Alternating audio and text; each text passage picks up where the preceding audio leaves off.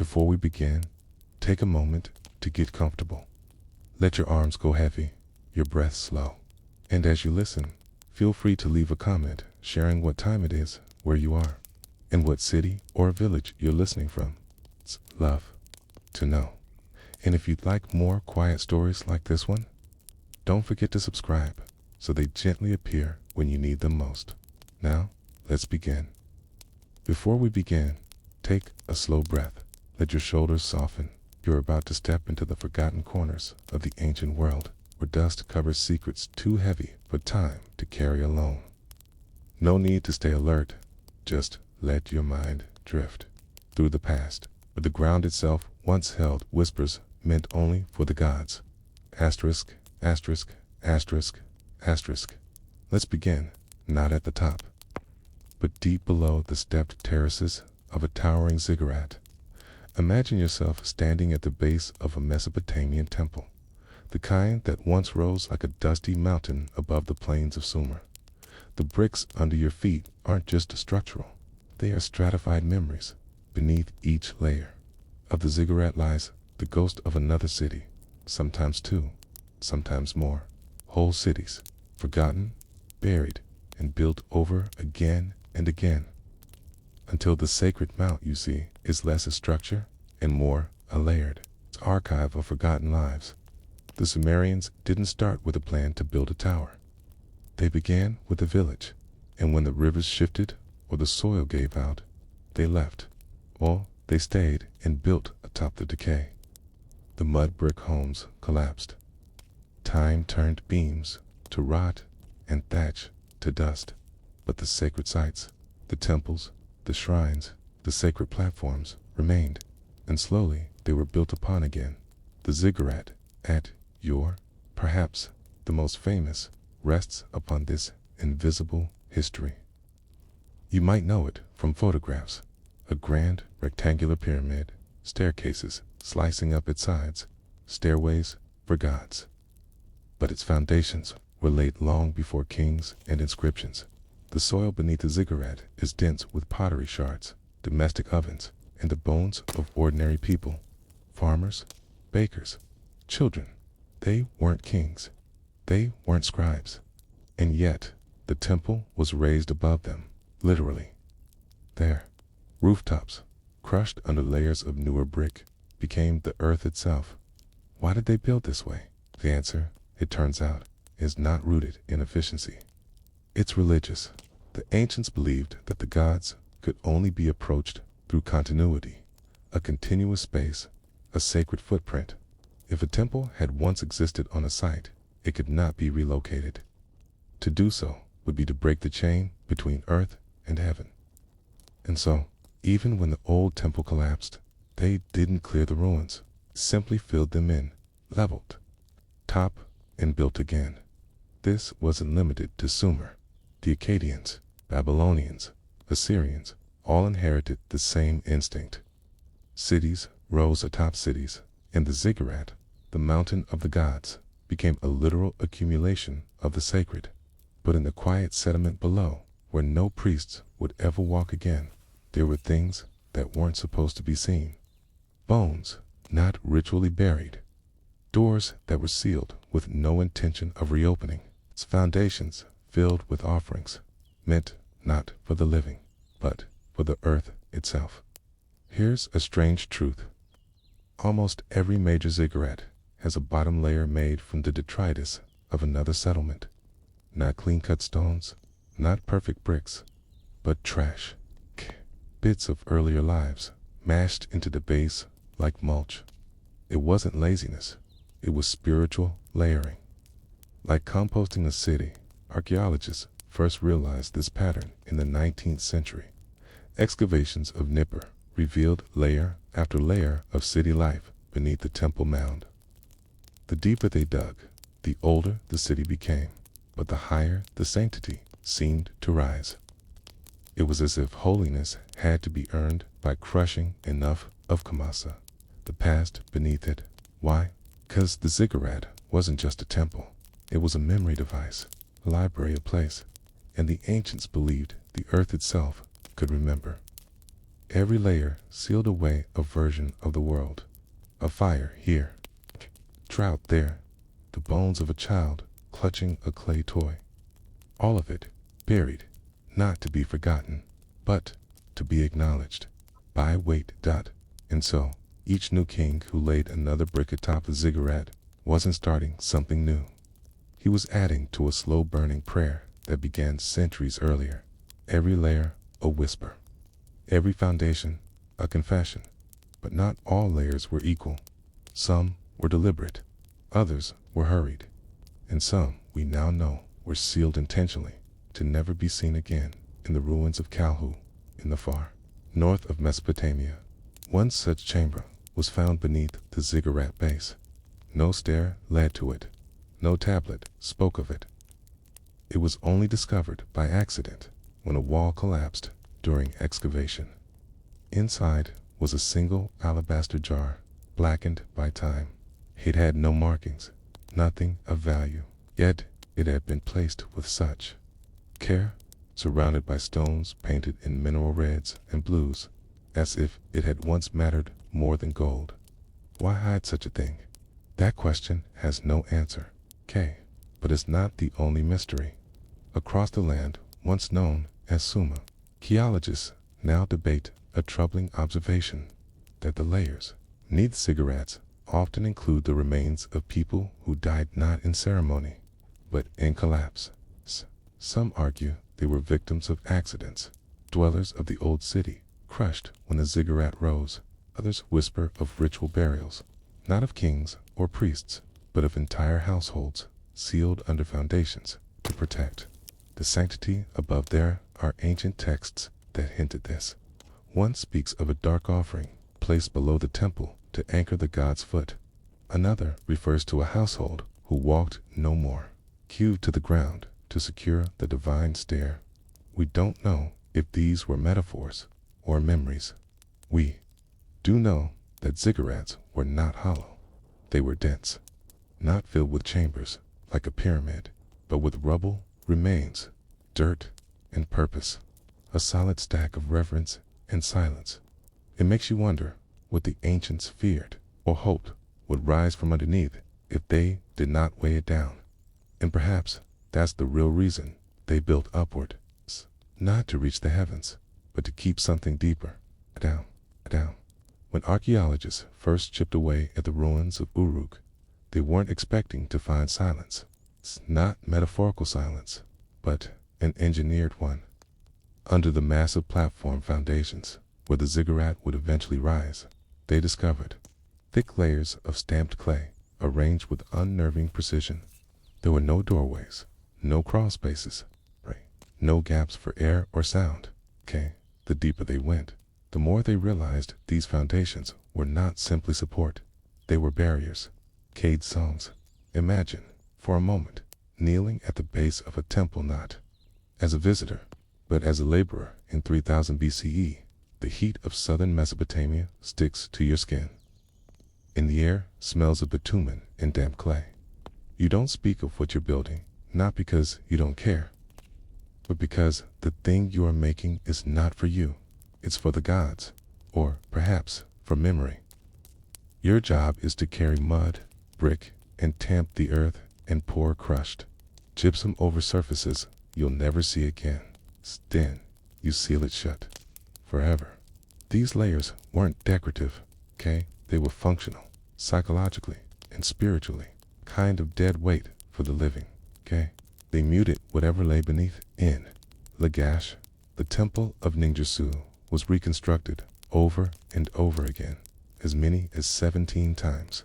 Archaeologists believe always on the same site. Each layer compacted the one before it.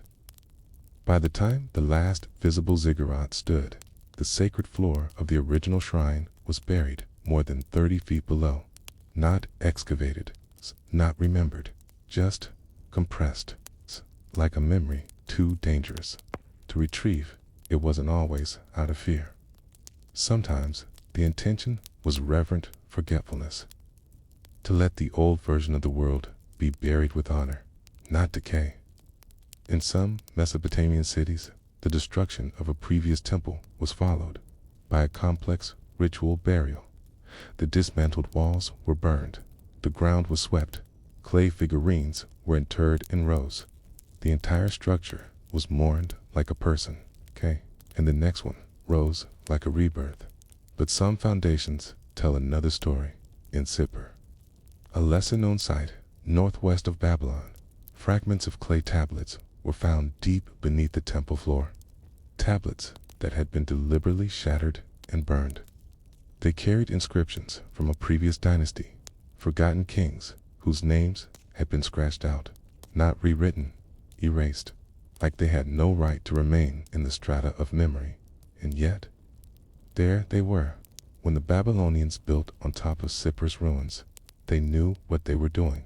Te Denio, the new ziggurat, was constructed over a desecrated past, not to honor it, but to control it, to seal it beneath something more permanent, something heavier. This wasn't unique. Throughout Mesopotamia, ziggurats served not only as temples, but as instruments of historical revision. Every king who built over another king's ruin was making a statement, not just about religion, but about power. The earth itself became an editorial surface. Each layer of a ziggurat was both architecture and argument. Yet beneath all these statements, practical concern remained. The ground in southern Mesopotamia was never ideal for monumental architecture. The land was flat, marshy, and prone to flooding. Clay bricks, even baked ones, could swell and crack over time, so the builders developed complex systems of drainage, foundation packing, and controlled compaction. They knew that a temple built too quickly would sink, and so they paced their construction, layering rubble and clay in measured intervals. Sometimes it took generations, and during those long intervals, while one layer settled and compacted, the foundation itself became a kind of monument, not upward, but inward.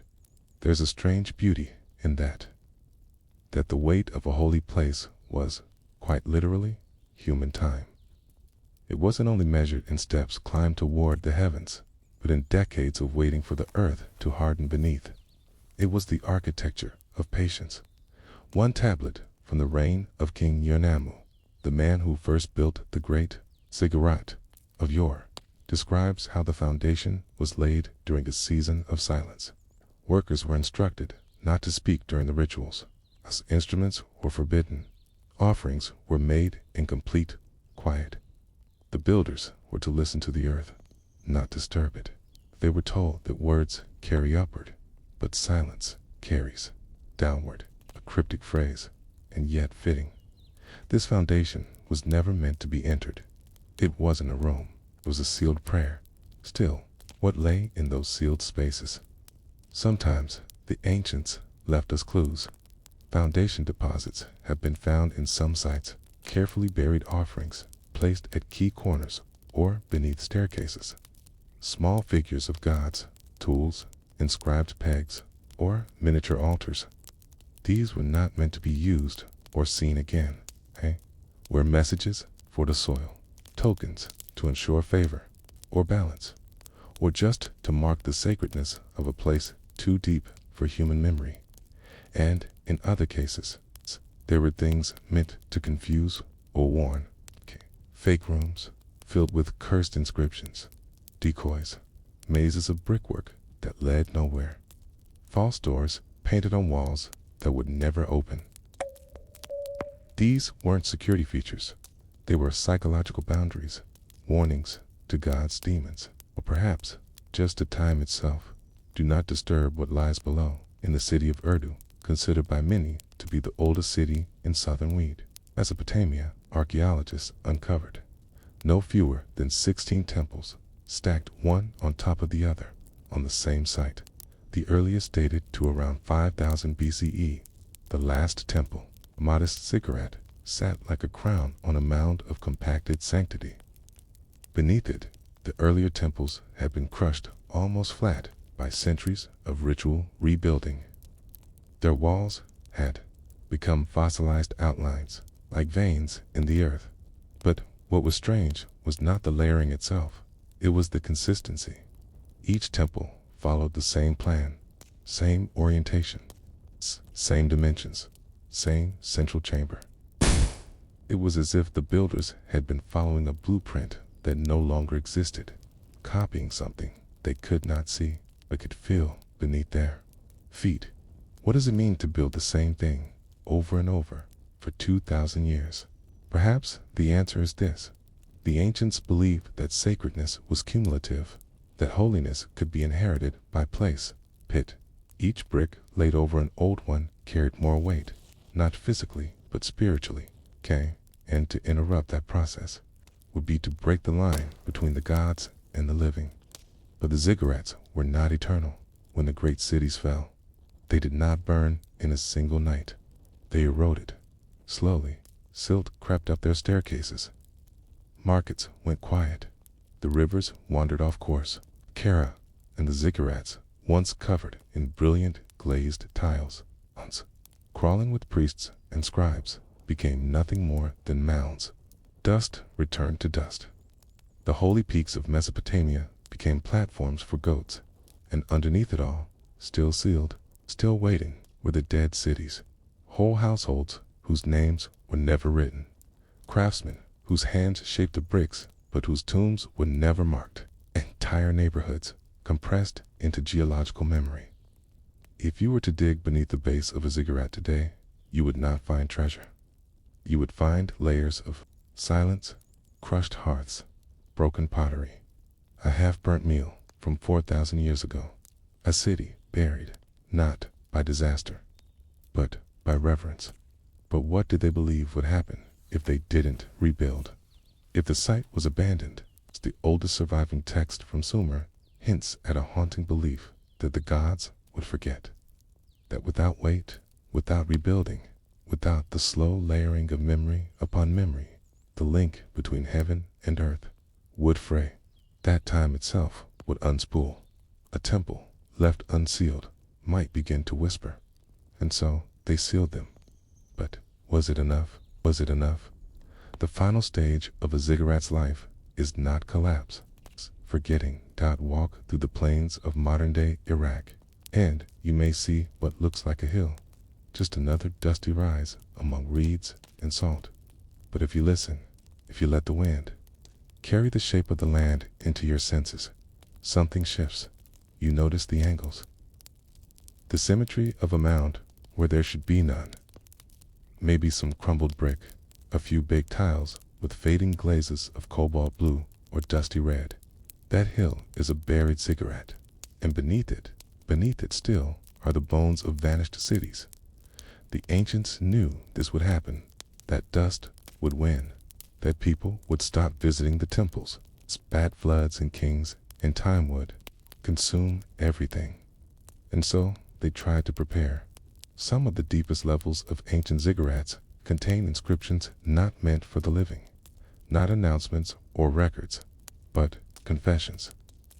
These are known as kuduru stones, though the term more often refers to boundary markers. In foundation contexts, they served a different purpose.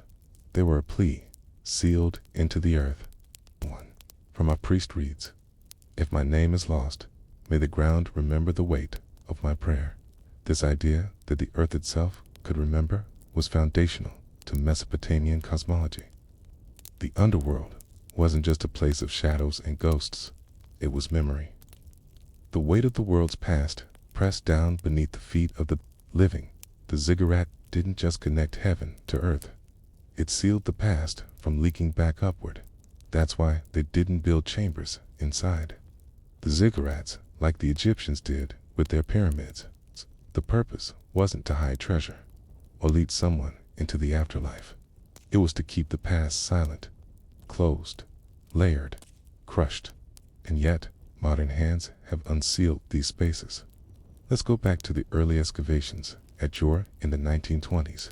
Sir Leonard Woolley, meticulous and poetic archaeologist, spent years at the site, peeling away each layer with care. He reached the bottom, or thought he had, only to find what he described as a well of bones. Not in organized tombs, not with offerings or rites. It's just a packed deposit of human remains, mixed with ash, broken tools, and cracked pots, as though an entire settlement had been erased and built over. He wrote, "They were not buried. They were sealed." There was no inscription, no explanation. But higher up, in a later layer, Woolley found a tablet praising a king for rebuilding the temple after a purification.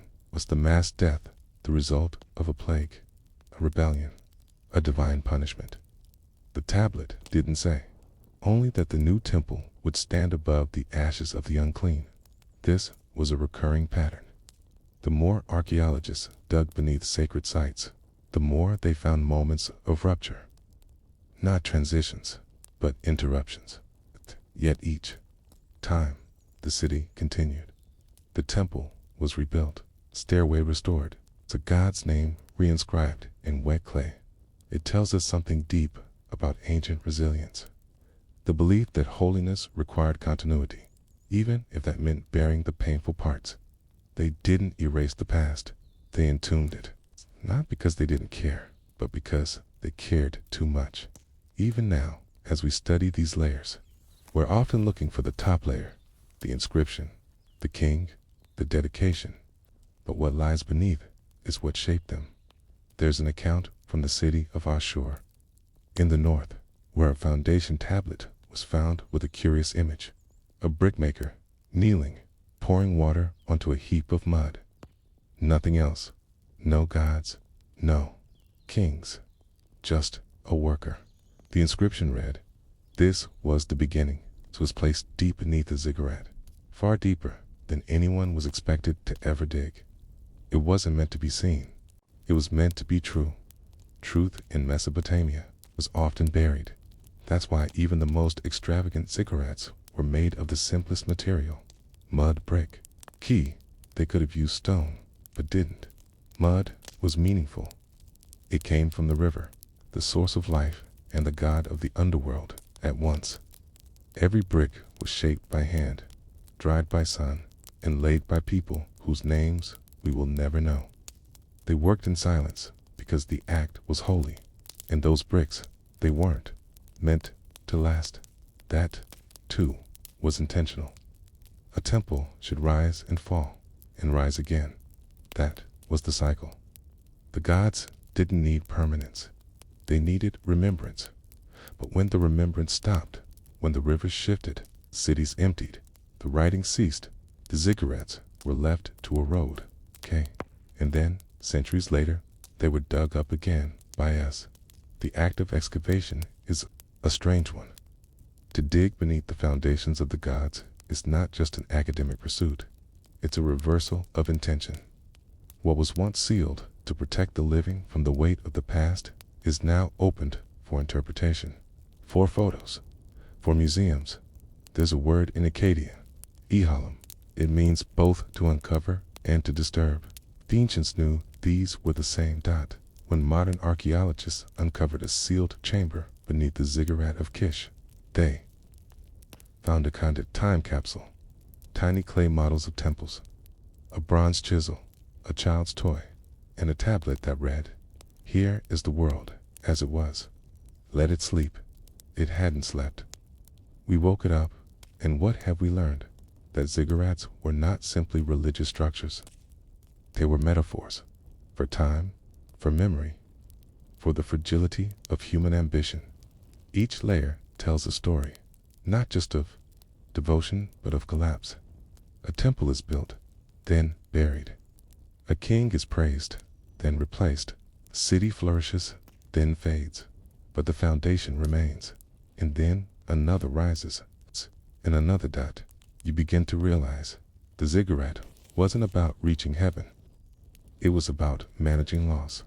How do you carry a past too heavy to remember? You stack it, you bury it, you build over it with silence and patience and mud, till it is safe again, till it becomes holy. And then, centuries later, one comes with a trowel and a flashlight, begins to dig, and the past begins to whisper. We might never know what the ancients feared would happen if those whispers got too loud.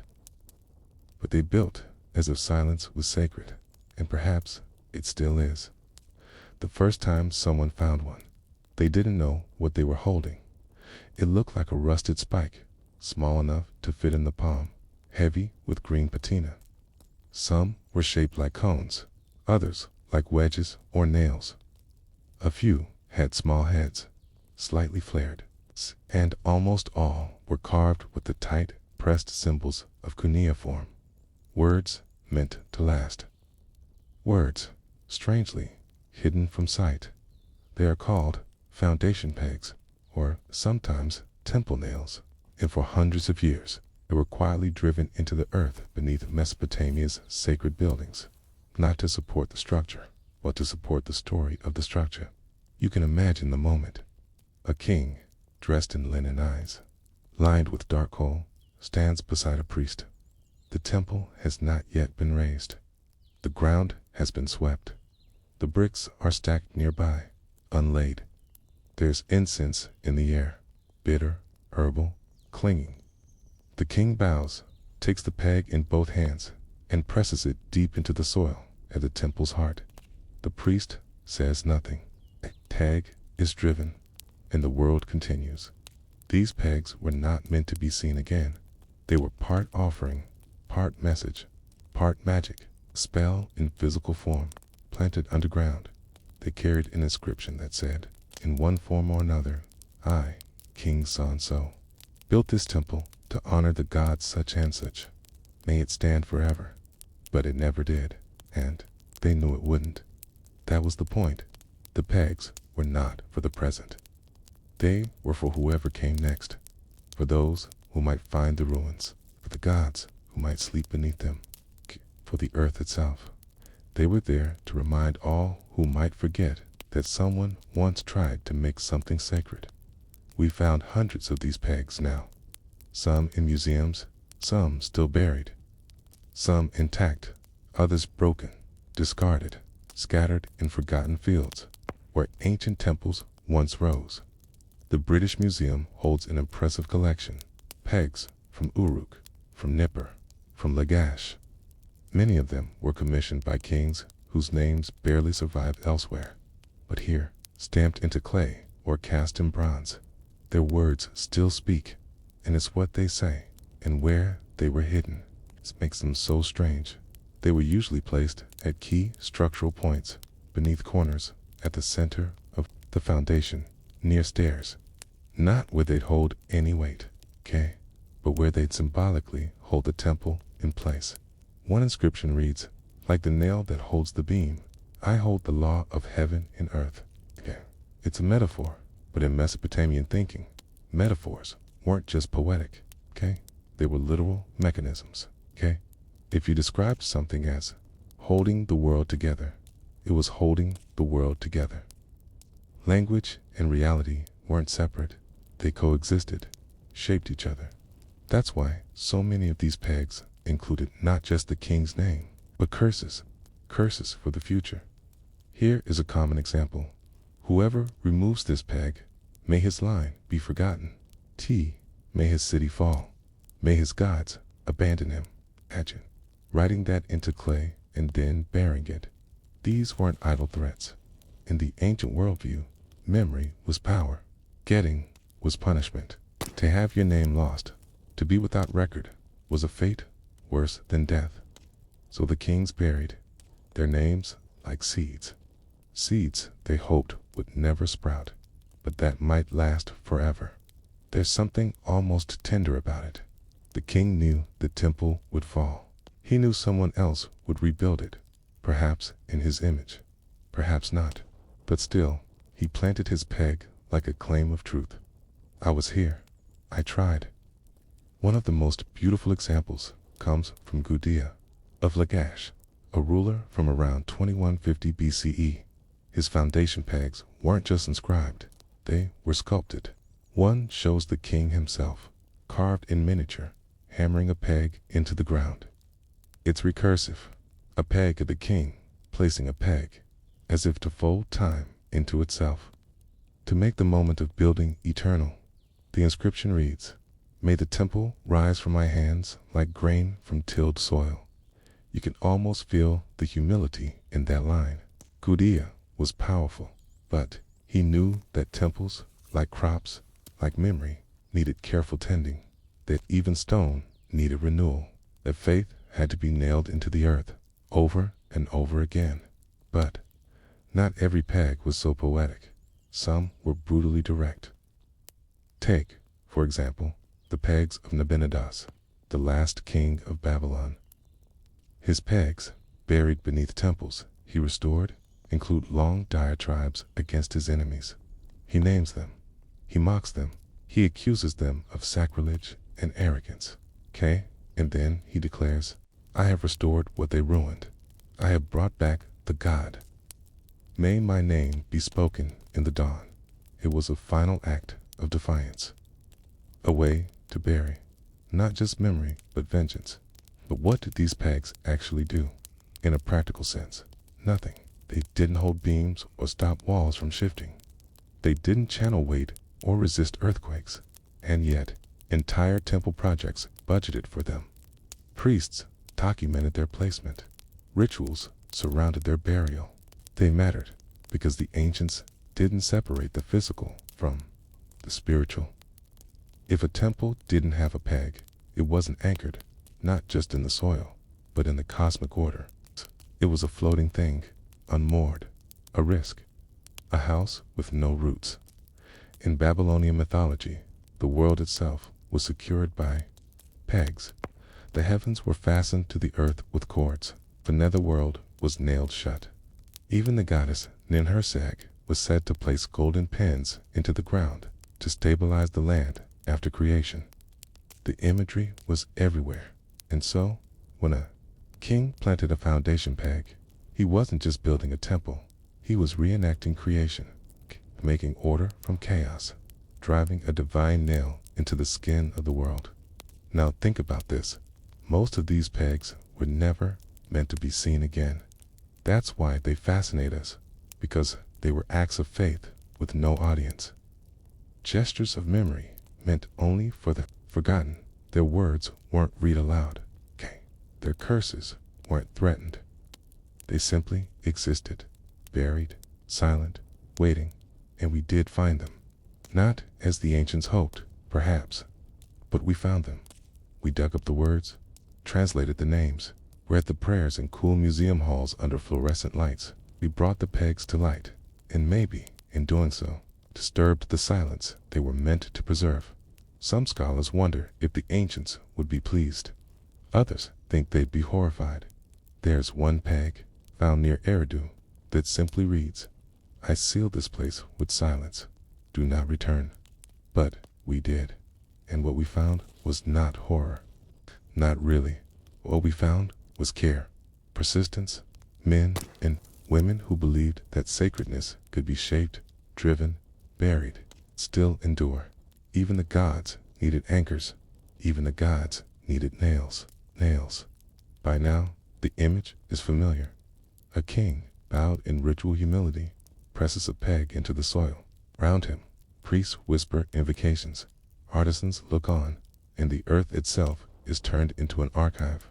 But what happens after the peg vanishes into the dirt? What remains of that ceremony when the walls have crumbled and the gods have gone quiet? To understand why these pegs mattered so much, we need to understand how the ancient Mesopotamians saw their relationship to divinity. In their world, the gods were not distant or abstract. They lived in temples. They ate, slept, and listened within the sacred spaces people built for them. But the relationship was fragile. The gods could abandon their houses. They could leave the statue, refuse the offerings, depart the city, and if they left, disaster would follow. So the pegs weren't just about legacy. They were about containment, not in the modern sense of trapping something, but in the deeper sense of grounding it, anchoring the presence of a divine being to a place so it would not drift away. There's a term from Sumerian ritual texts, kasama, which roughly means the tethering of presence. It appears often in temple dedications, especially in connection with foundation ceremonies. It's as if the king, by driving the peg, was physically tying the deity to the location, not forever, but for as long as the temple stood. in this sense. The pegs were both contracts and chains, and like any contract, they needed witnesses. That's where the inscriptions come in. They weren't just announcements, they were signatures, written proof that the king had fulfilled his part of the covenant, that the temple had been made with purity and order. Many pegs even mentioned the exact date, the moon phase, the alignment of stars, all timed to ensure that the ceremony resonated with cosmic harmony. This wasn't just theater, it was technology, the technology of belief. By embedding their intentions into objects and rituals, the ancients believed they could influence real outcomes, the health of the city, the favor of the gods, the survival of their people. Let's pause and consider a single example. In 1879, a British team excavating at Sippar unearthed a strange bundle beneath the ruins of a temple platform. Wrapped in decaying cloth, nestled in a clay-lined pit, were 4 bronze pegs, each about 8 inches long. They were nearly identical in shape, tapered, flat heads, but their inscriptions were different. One read, "To Shamash, Lord of the Sun, I, Nabopolidina, found this house in truth." Another read, "If the brick crumbles, may the name remain." A third was more direct, "Let no man undo this bond." And the last, strangely, had no text, just a single star symbol, etched with precision. Archaeologists still debate what this bundle meant. Was it symbolic? One peg for each corner of the temple. Was the blank one meant for the god to inscribe metaphysically? Or was it simply unfinished? No one knows, but what matters is this. Even after centuries underground, the message endured. The king's name, his intent, his relationship to the god Shamash, all preserved in a piece of corroded metal, left where no one was supposed to see it. It begs the question, who was this really for? Not the priests. They already knew. Not the citizens. They weren't allowed near the foundation site. Not the gods, perhaps, who didn't need reminders. So maybe it was for the future, for whoever might dig there someday. Or maybe it was for the earth itself, a kind of geological signature, a soul in metal. In some later periods, the practice became even more elaborate. During the Neo-Assyrian Empire, kings like Ashurnasirpal and Sargon II commissioned pegs made of precious metals, gold, silver, electrum, and buried them in nested boxes, often alongside tablets, model tools, and other votive objects. These were known as foundation deposits, and they functioned like time capsules, a record of faith and power, sealed underground with ceremony and hope. In the ruins of Kalu, modern Nimrod, one such deposit was found intact. It included a gold nail with the inscription, "I bind this temple to the heart of the world," a miniature bronze trowel, a tiny clay tablet with a prayer for protection, and a carving of the god Ashur riding a dragonette had been buried beneath the central stair of the Ziggurat. It had not been touched for 2,800 years. Why bury something so valuable, something so beautiful? Because it was never meant to be treasure. It was meant to be proof that the king had done what was required, that the world had been stitched together properly, that the temple would not fall because its foundations were blessed. But of course, they all fell. Temples burned, ziggurats eroded, cities vanished into marsh and desert. The gods, it seemed, had left after all, or had never been anchored to begin with. So, what do we make of these pegs now? One view is historical. They're artifacts, relics of a bygone worldview. They help us understand the intersection of religion, politics, and architecture in ancient Mesopotamia. They are keys to decoding the layered memory of sacred space.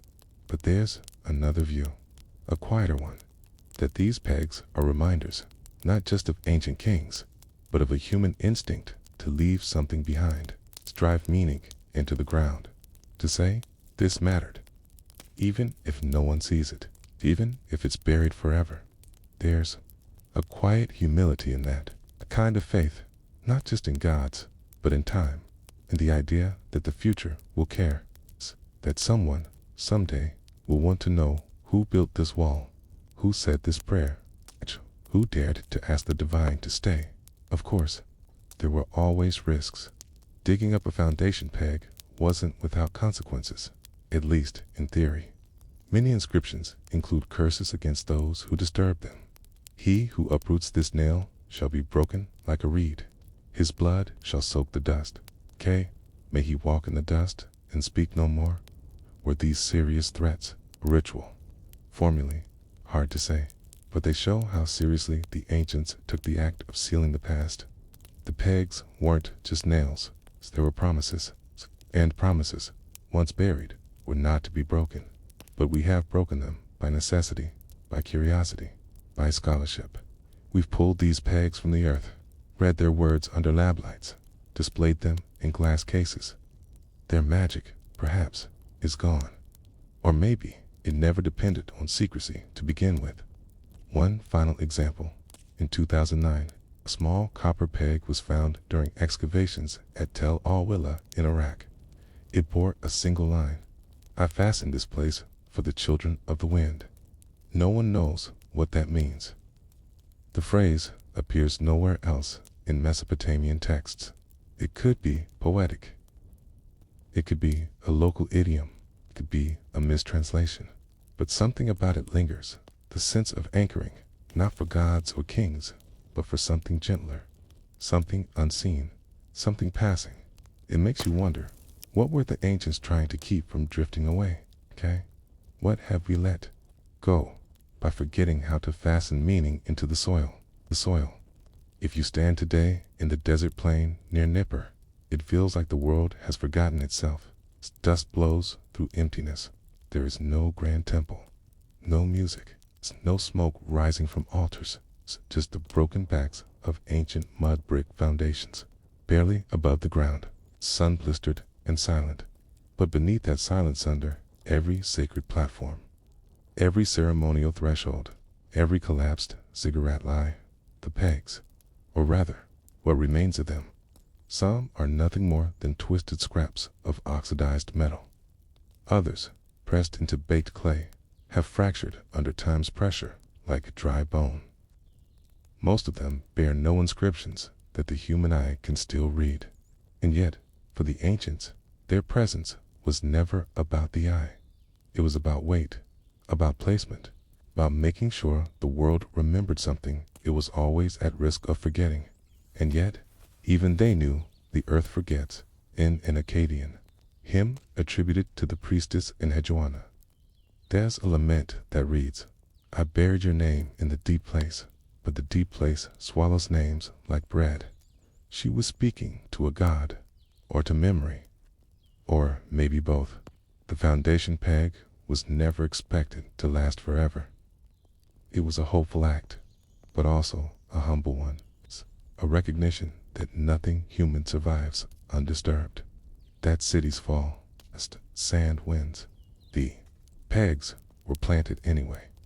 But some kings tried to fight this. The Assyrians, particularly in their later period, were obsessed with durability.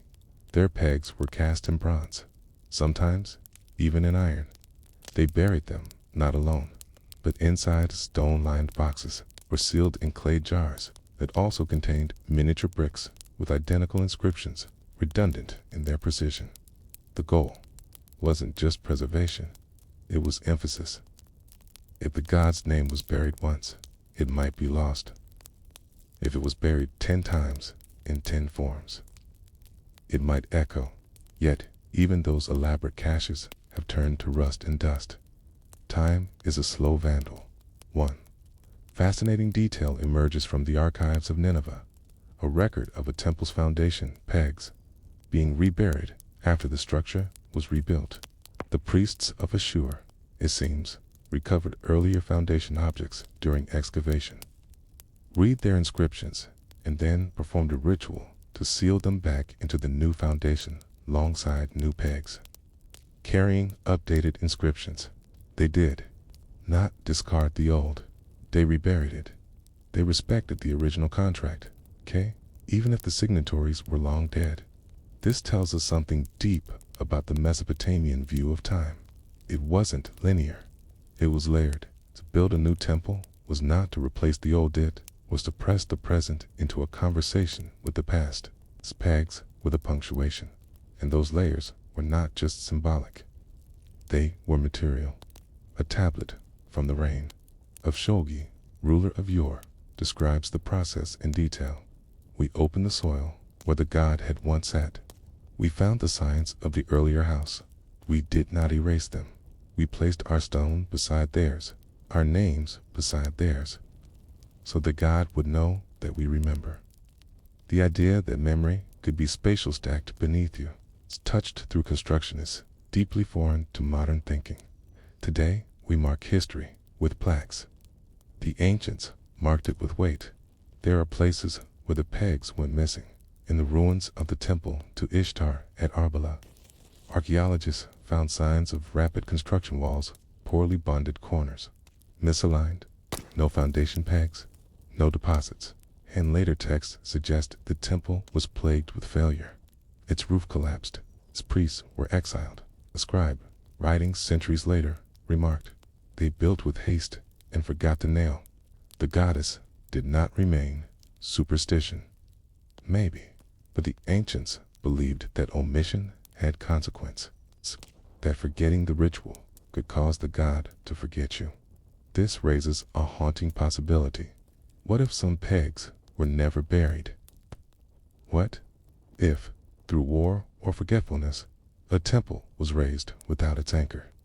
In the archive of Mari, a king once wrote to a rival, "You built with stolen bricks and unspoken names. Your temple will fall in silence." That's the sharpest curse in Mesopotamian literature. Fall in silence, not with fire, not with screaming, but forgotten, as though it had never been.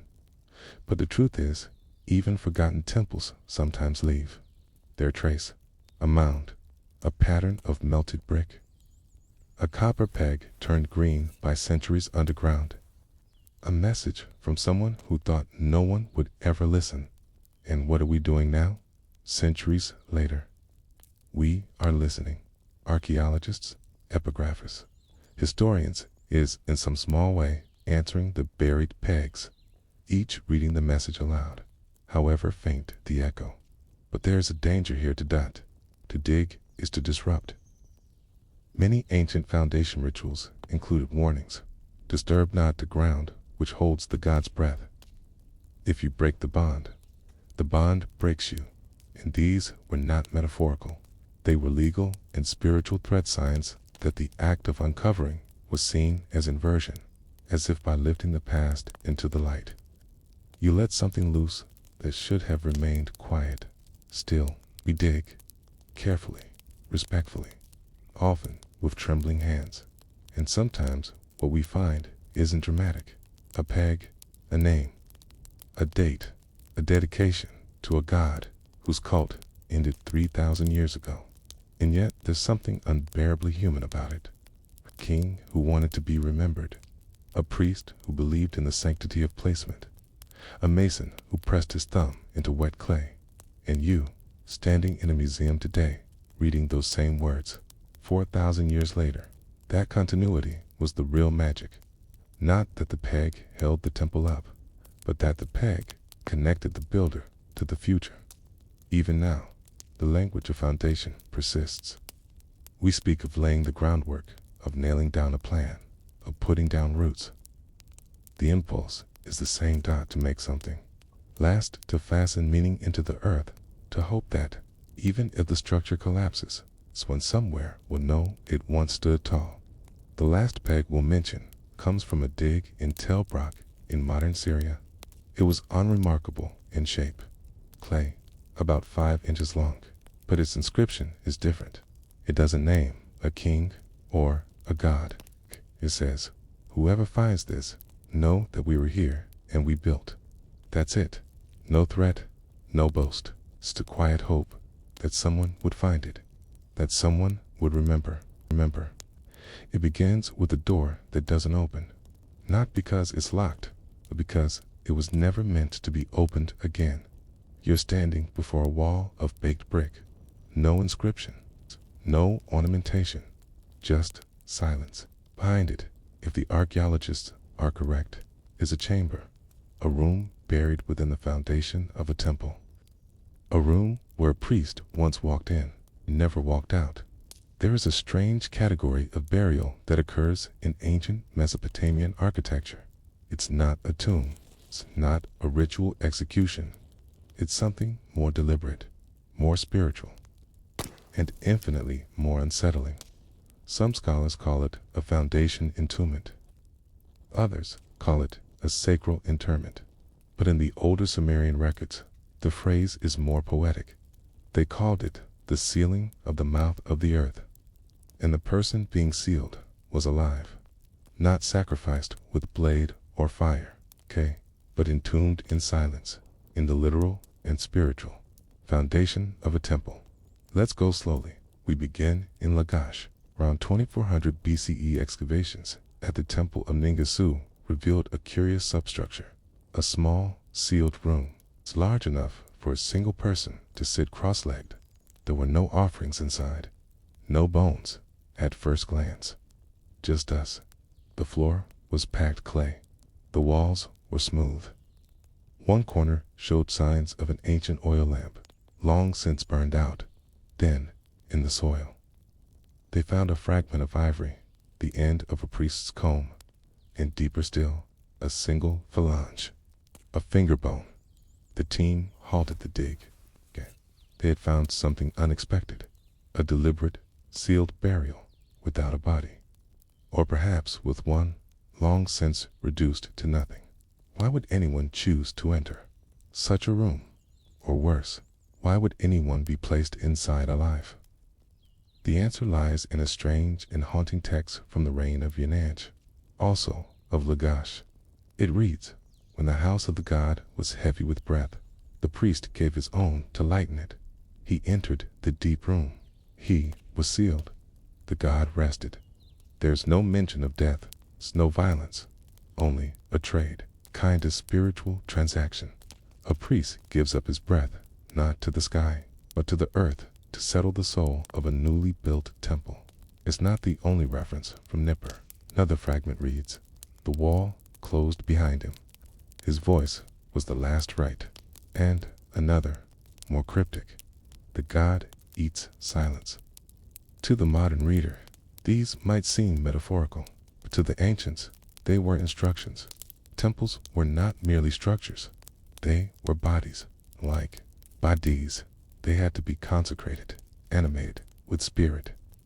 The gods did not simply descend into statues or altars.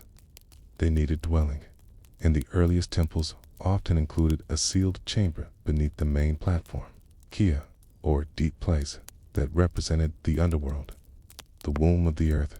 In rare and sacred circumstances, a priest would be placed inside, not to be forgotten, but to be incorporated, fused with a sacred structure, like marrow and bone. Some compare it to the idea of a living cornerstone, a soul that holds the weight of the divine. And sometimes, the priest went willingly. An inscription at Eridu, the oldest known city in southern Mesopotamia, speaks of a man named Lugalji. He was not a king. He was not even a high priest. But the temple records refer to him as Dursak, or last voice. His name appears nowhere else. Only here, followed by the phrase, "He entered the base." The temple sang, "We don't know if Lugalji volunteered, or was chosen, or compelled. But the implication is clear. His presence beneath the altar was meant to complete it. Not his body, necessarily, but his breath, which leads us to the most unsettling part. Not all of these priests died immediately. In one set of foundation texts from Uruk, there is a line that has troubled translators for decades. He fasted. In the dark, he saw no stars. He heard the turning of stone. It suggests duration. Not a moment of sealing, but a process, a vigil, a a long silence in which the priest did not die quickly, but lingered, meditating perhaps in absolute darkness, till life faded like a burnt wick. Some archaeologists have speculated that food or an incense might have been passed through vents in the early stages, that the sealing was gradual, symbolic first, then final, a ritual sleep. Others insist it was immediate, the wall closed, the breath stilled, the silence secured. The truth likely varied. Some temples were grand, state-run projects. Others were local, humble, handled by village elders or small priesthoods. The practice may have evolved from full entombment in the early dynastic period to symbolic interment in the later Assyrian age. By the time of the Neo-Babylonians, Kalim foundation rituals included effigies instead of people. Statues of priests, inscribed with prayers, were buried in niches, mimicking the old sacrifices without taking real lives. Progress, perhaps, or distance, but the memory of the living entombment persisted. Even in the Epic of Gilgamesh, there's a strange passage. In Tablet 9, where Gilgamesh, in his grief, speaks of the deep priest who laid his heart beneath the gods, and whose voice was a stare. The imagery is layered and poetic, but scholars have long debated its origins. It seems to reference a ritual, long, obsolete, and deeply revered. So what does this mean for our understanding of Mesopotamian religion? That it was built on presence, not abstraction. That worship wasn't a performance, but an offering of self, sometimes literally. That the gods were not simply worshipped, but housed. And houses must have a soul. To bury a priest beneath the temple was not murder. It was incarnation. The priest became the murmur beneath the altar, the echo in the stone. His breath fed the god. But what did he think in those final hours? That question will never be answered. No tablets survive from the priests themselves. Their words are mediated through kings, scribes, temple architects.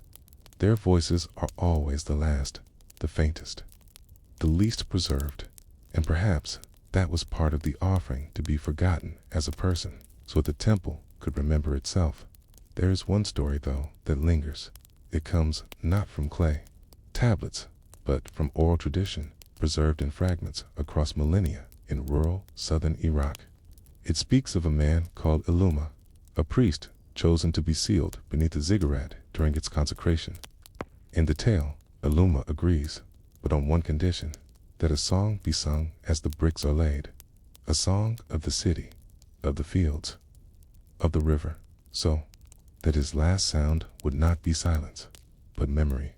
The story says the workers sang, the priests sang, even the king sang, and when the final brick was placed, they say a wind rose from the chamber, just once, a single breath, escaping, and then nothing. No one knows if Illuma was real, but his story carries the weight of something older than fact. The belief that to be buried in a temple's foundation was not an end, but a transformation. That the priest did not die in the temple. He became the temple, a voice in the stone, a silence that held the gods in place. Imagine, now, the moment after. The wall has been sealed. The last handprint on the brick has dried. The priest, Illuma, or someone like him, is gone from the world of the living. It's not cremated, not buried in a tomb with mourners, but encased beneath sacred stone, inside the belly of a god's house, in silence, in dark, with only the weight of the temple above. The Mesopotamians believed deeply in transference, that a part of a person could be transferred into stone, into soil, into air. And so the act of entombment wasn't just burial. It was transformation. The priest, once mortal, now became a part of the temple's memory, a piece of its foundation in more than just a physical sense. The ancients didn't need to reopen the chamber to feel his presence. They believed that once sealed, the priest's soul merged with the space, becoming a kind of living breath within the inanimate walls. This concept appears again and again in temple hymns, like a whisper. The house has breath, though it makes no sound. The base speaks not, but remembers. The still one below keeps the gate closed. Okay? These lines are not metaphors for stonework or stability. They are references to the sealed life inside. It's important to understand that. The idea of sealing a human being alive inside a temple didn't emerge from cruelty. It came from dread, a sacred fear of imbalance. The gods were known to punish carelessness. A temple built without proper rituals might attract divine wrath, or worse, abandonment. The ancient city of Mari fell under suspicion after the collapse of its temple to Dagon. A later scribe blamed the destruction not on war, coup, but on the absence of a dursag, a sealed soul. In their worldview, a god required more than bricks and offerings. They required intimacy. A home needed a soul, okay? And while that soul could be represented by ritual objects, statues, figurines, sacred fire, in rare and desperate moments, it needed to be real, human, alive. The oldest evidence of this belief goes back even further than Lagash or Uruk. At Eridu, the supposed first city of Sumer, beneath the foundations of what is thought to be one of the earliest temples, archaeologists found a pattern of subchambers, irregular, hard to excavate, deliberately filled. In one chamber, there was a thin scattering of burnt bone mixed with ash. The context suggested not a cremation, but a partial fire, as if the occupant had been alive. Then the chamber smothered before the fire could finish. Beside the bones was a small clay tablet, cracked and illegible, except for one still visible line. He will walk no more. Let the house now stand. It raises more questions than answers. Was this a rare human sacrifice? A ritual? A volunteer? Was the occupant alive when the chamber was sealed, or killed just before? And most of all, why? The best explanation comes not from archaeology, but from the fragmentary texts of priestly schools. These often contained ritual instructions passed from master to apprentice. In one badly damaged scroll from Sefer, the initiation of a Kaler, a lamentation priest includes a chilling rehearsal. You shall sit beneath the altar for 3 days without bread, okay, in silence. The breath of the house will pass through you. If you tremble, you shall not serve. Tongue clear whether this was metaphorical, a symbolic trial, or preparation for something more permanent, but it reveals the logic. The priest becomes a conduit, a channel. His presence beneath the altar aligns the sacred structure with the forces of the underworld. Not hell, as modern readers might assume, but the nether realm of memory, shadow, can return. It was believed that all things had their twin in the underworld. The temple above had a shadow temple below. The ziggurat had a root. The altar had a breath. And the priest, if entombed, became the bridge between both. This belief echoes in the Kujiru texts, boundary stones that often invoked curses upon anyone who moved sacred markers. One line reads, "He who disturbs the foundation disturbs the ghost beneath it." And yet, the ancients also seemed to believe that some foundations required stirring, a kind of spiritual reactivation.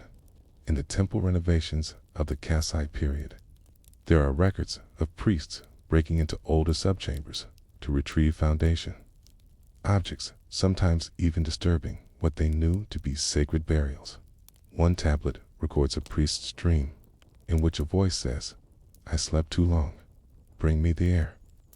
Could this be the imagined voice of a long-sealed priest? Or the dramatization of divine will? We don't know, but it shows that the sealed priest was not always forgotten. He lingered, in dreams, in bricks, in rites. In the Neo-Assyrian period, the ritual shifted.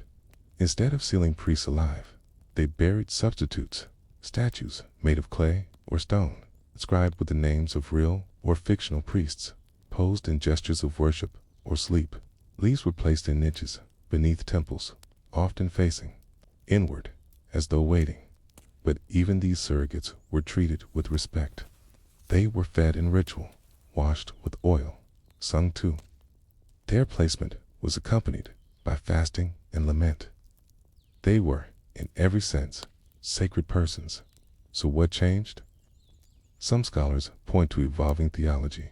As the gods became more abstract, more distant, the need for human sacrifice diminished.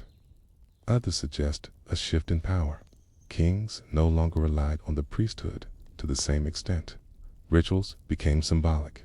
Blood was replaced by brick. Still, echoes of the older practice remained.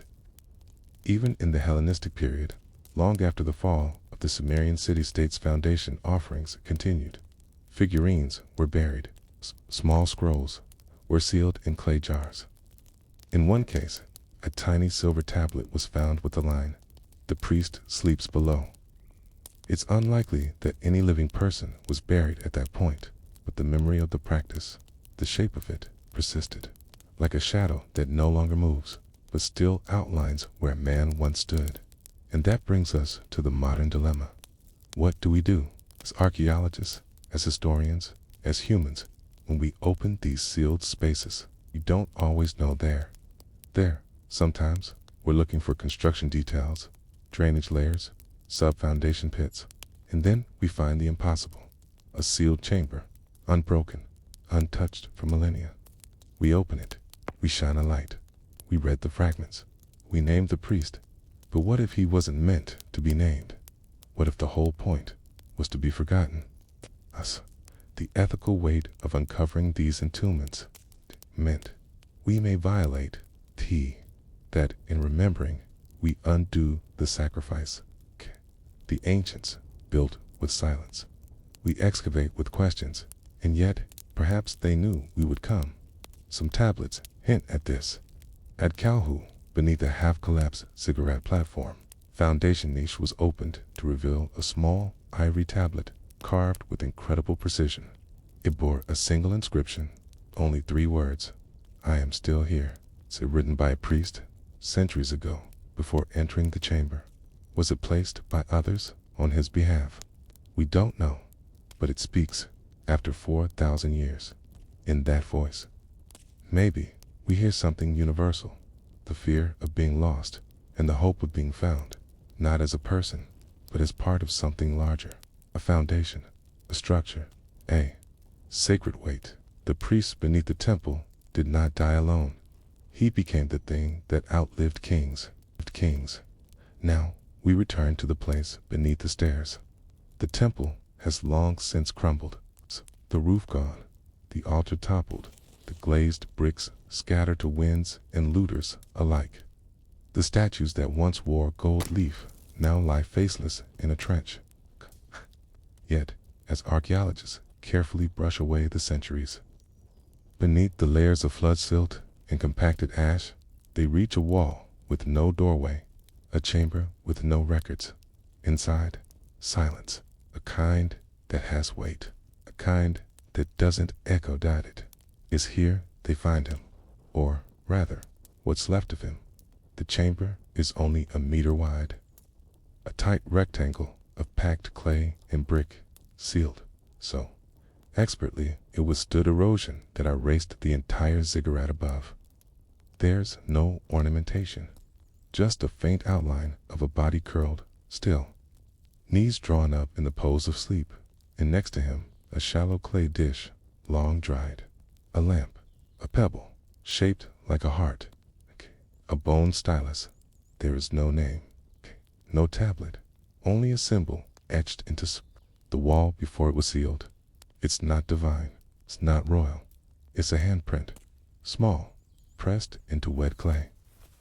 A final act. This is no tomb. It's not a place to remember, it's a place to contain. And yet, against the builder's intentions, we now remember.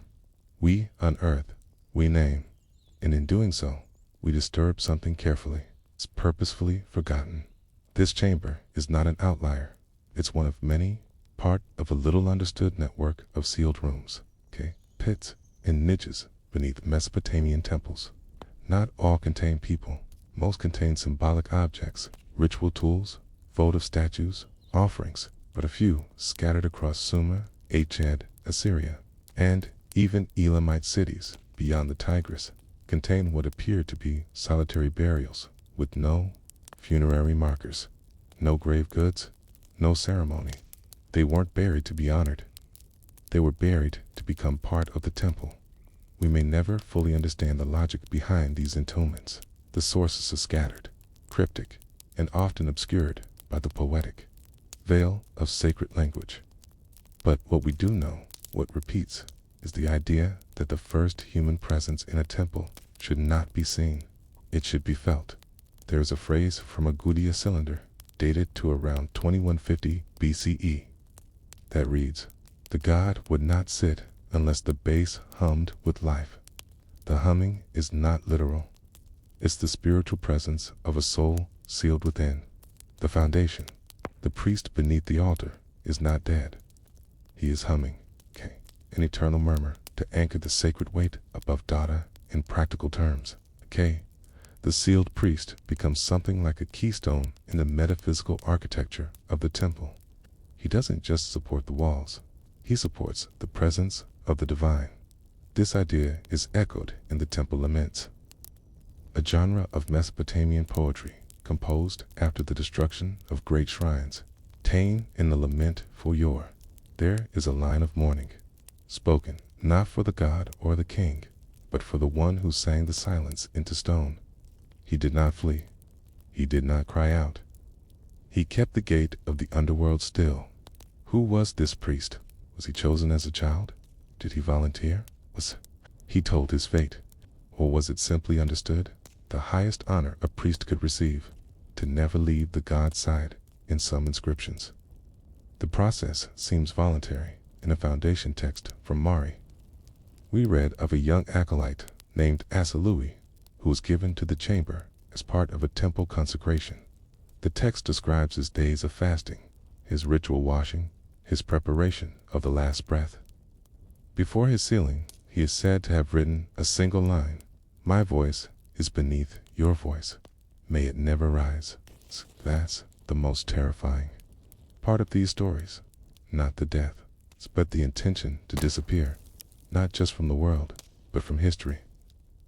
These priests gave themselves not for remembrance, but for absence.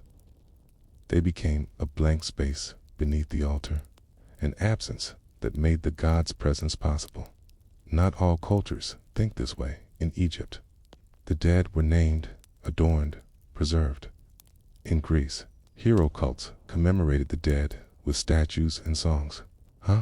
But in early Mesopotamia, holiness required something else. Self-erasure. The idea that sacredness wasn't about being remembered, it was about being necessary. If the temple stood, the priest beneath it had fulfilled his purpose, whether anyone remembered him or not. And yet, they did, in whispered stories, in foundation texts, in symbolic rituals. Even as the practice of sealing living priests faded, its shadow remained. Later temples included foundation figurines, tiny models of priests holding tools, singing, kneeling. These were placed in sealed pits beneath altars, where no one would ever see them again. One example comes from Babylon, a small terracotta statue, no larger than a thumb, buried beneath the temple of Ishtar. It shows a man seated, cross-legged, hands raised in prayer. He has no name, no inscription, but someone took the time to shape his beard, to press lines into his robes, to paint his eyes, and then bury him, because the god required someone below. Even now, we find echoes of this logic in ritual architecture. In some Middle Eastern villages, when building a new house, a coin or symbolic object is still placed beneath the threshold, a memory of a memory, a gesture towards something that once required more than clay. So what do we do today when we uncover these ancient sealed souls? We hesitate, we argue. Some say the past must be known, even at the cost of court, breaking its silences. Others say the seal must remain intact, that to open it is to undo the intention of the one who entered, the one who never expected to be found. It is not just a question of archaeology, it is a question of respect, because the priest was not forgotten by accident. He was forgotten on purpose. The ritual was designed to erase his name, his voice, his presence, not out of shame, but out of reverence. He was not to be commemorated, but absorbed. He was the breath that God breathed once and never exhaled. And yet, we are here, thousands of years later, shining lights into the dark, brushing away dust, recording measurements. And in doing so, we awaken him, not physically, not spiritually, but historically. We speak of him, we write of him, we tell his story. Maybe this is what he wanted. Maybe not. But perhaps we can end the story where it began, at a sealed door, in silence. You've heard of the priest. You've imagined the chamber. You've stood in your mind at the edge of that wall, knowing someone once passed through it and was never seen again. So let's ask the question that remains. Not who was he, not why was he sealed, but something gentler, something quieter. Is he still there? Not in body, but in purpose, in weight, in silence. Perhaps every temple that ever stood still stands a little, because someone like him never left, never left. In the oldest parts of the world, there are rooms with no doors, walls that lead nowhere, spaces built not for people to enter, but to disappear into. And perhaps, strangest of all, there are rooms that were never meant to be opened. Not by us, not by anyone in ancient Mesopotamian city Suruk, Nipper. My archaeologists have uncovered a curious architectural feature again and again. Small chambers hidden beneath temples, often constructed early in the building process, only to be sealed off permanently, sometimes within hours of being made. They are usually found beneath platforms, under altars, deep in the substructure of ziggurats or ceremonial shrines. They are always sealed, often with astonishing Carnot gaps in the brickwork. No passageways leading in or out. It's two-room built, filled, and forgotten. Not collapsed, not ruined, closed, on purpose. What lay within those secret chambers? Sometimes, nothing. Sometimes, a single object, a figurine, a bowl, a rod of copper or lapis. Sometimes an inscription, so small and faint it was never meant to be read by human eyes. And sometimes things more puzzling. Let us begin with the most famous, the Room of Ashes beneath the Temple of Inanna in Uruk, discovered in the 1930s by a German, Keim, under Julius Jordan. The room was stumbled upon during a deep excavation of the temple foundations. What was thought to be a structural subfloor gave way to a hollow, a deliberate hollow. Workers carefully removed bricks and entered a low, narrow chamber, no larger than a pantry. There was no doorway, no stairs, just a crawl space of silence. Inside, white ash, nearly a meter thick, pressed down like snow that had never melted. No bodies, no burnt wood, just ash. Mixed into the ash were 4 small figurines, each no taller than a hand. They were human-shaped, but abstract. Their heads, too, large, their hands folded in front of them. One had lines scratched into its chest, 5 parallel strokes, then 1 slash across them. There was no inscription, no offering bowl, no sign of ritual use. The archaeologists documented everything and left the room largely intact, wary of disturbing its contents further. Later, chemical analysis showed the ash had no human or animal remains. It was plant-based, possibly from reed mats or woven baskets, but it had burned hot, suggesting a controlled fire. The room had been built, a fire lit, the chamber sealed, all within a day, and then forgotten for 5,000 years. Why? One theory is symbolic death. The room, a tomb for something not human. An offering in the form of a sealed space, a kind of spiritual placeholder. empty of life, but full of intention. Another theory suggests something stranger, that the room wasn't meant to hold anything at all, that its value lay in its being unopened, that to seal a space deliberately was a way to set it apart, not just from the city, but from time itself. The Mesopotamians believed strongly in the power of the unseen. Their temples were full of false doors, blind corridors, stairways that ended at ceilings, not mistakes designs, symbols of sacred ambiguity. The gods didn't dwell in clear, open rooms. They whispered through walls. They passed through thresholds that weren't really there. And so, these sealed chambers may have been interfaces, spaces where the material world ended and the divine world was allowed to begin.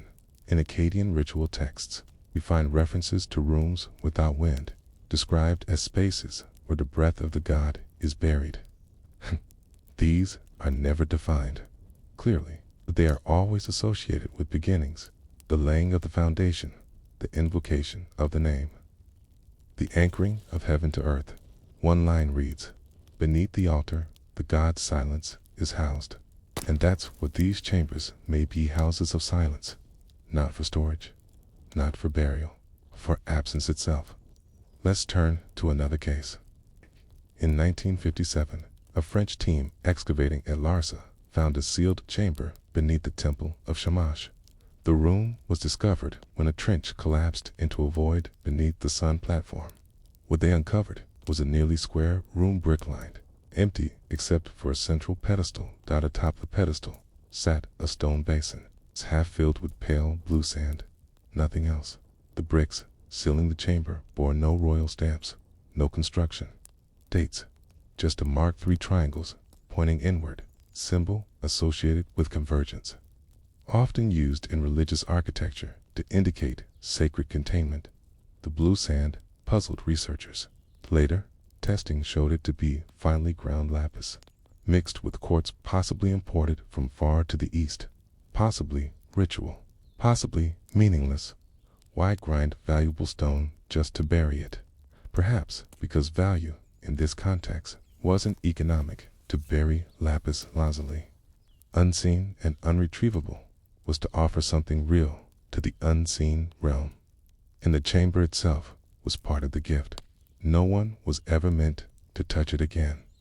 This idea of sealing something sacred, not to protect it, but to hide it from the world, appears in texts from many Mesopotamian cities. In Nippur, a priestly record describes the weighing of the invisible room, in which priests chant while the chamber is filled with sacred air, then closed forever. Another text from the archives of Mari records the phrase, "Let the gods, I not, see this again, let it stay full." It's a strange sentence. Full of what? Silence, memory, purpose. We may never know.